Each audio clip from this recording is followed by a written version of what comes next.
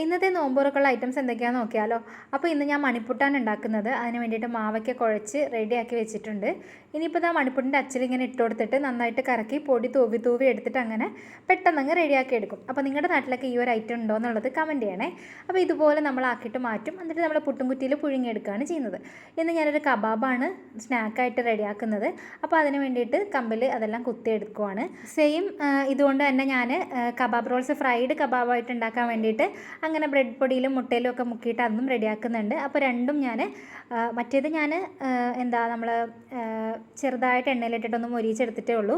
ഇത് ഞാൻ ഫ്രൈ ചെയ്തു എടുക്കുന്നുണ്ട്. നോമ്പ് തുറക്കുന്നതിന് മുന്നേ തന്നെ എല്ലാ ജോലിയും ഒതുക്കി വെച്ച് കഴിഞ്ഞാൽ നല്ലൊരു സുഖമാണ് കേട്ടോ.